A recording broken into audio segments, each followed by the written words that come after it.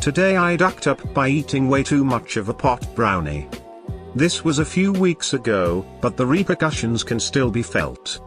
I am a high school senior who is having some fun in their final year of high school, so naturally, I have been smoking a bit of weed with my friends overnight most weekends, as you do. We had tried edibles before, but only had taken 75 milligrams max, and we didn't get as much out of it as we hear people have gotten. Now, 4 of my friends and I were at my house on a Saturday night planning to eat a pot brownie one of us had acquired. So we waited until my parents had gone to sleep and at around 10:30 decide to chow down. I am quite stoic about being really safe when it comes to stuff like this, that's why whenever we smoke it will be in the evening and somewhere we can stay the night or catch an Uber from to avoid driving. So me being me, I asked my friend a lot of questions about how much was in it and how long we will be feeling the effects for, as he is far more experienced than any of us, or so I thought. He said there was about 1000 milligrams, so 200 each, which is a pretty insane amount for stupid teenagers who have either never done this or done very little. However, he reassured us that it's a normal amount and we should stop feeling the effects fully about 12 to 14 hours after. Now, here comes the part where I get ridiculously high. We split it up into rough fifths and knew it wouldn't be distributed evenly, so we decided the heaviest people should take the middle, thicker pieces, and the smallest should eat the outside pieces. Fair enough. I grabbed the duck in fat middle piece and shoved it all in my mouth. Now, there's a possibility I had just slammed 300 milligrams of THC into my empty stomach, and about half an hour later that shit hit me all at once. I was sitting on the couch watching my friends play Mario Kart Wii when I started to feel it, and 2 minutes after that I told them it might have been a bad idea because the television screen had already started wobbling.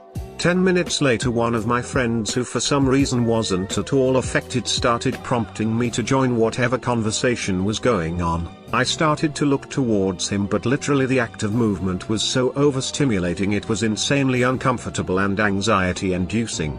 So he walked over to me and looked me in the eyes and asked what was wrong, and the moment he got a good look at me he knew I was already out visiting Voyager 2. He was also quite worried because he felt my heartbeat, which was at about 150 at that point, and saw my breathing quicken every second due to my internal freakout. I was able to sputter out the words "help me, bed." He basically carried me upstairs to my room, which was a feat, as he is a 140-pound tall and skinny Indian dude and I'm a hefty 195-pounder. I then proceeded to lie in my bed staring out the window looking at what seemed to me like one of those big brain memes, you know the ones I'm talking about. I passed out for a couple of hours and woke up at a point that I was able to walk and kind of hold a decent conversation, only to discover the brownie guy passed out on the bathroom floor post throwing up, and another friend who was carried by the same Indian dude to our pull-out couch in the front room.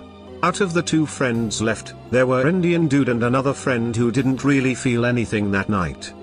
After waking up at about 10 in the morning, I discovered brownie guy buggered off via Uber at about 6 in the morning for whatever reason, which only added to my growing annoyance, and Indian dude and couch friend still at about a 3/10 along with me.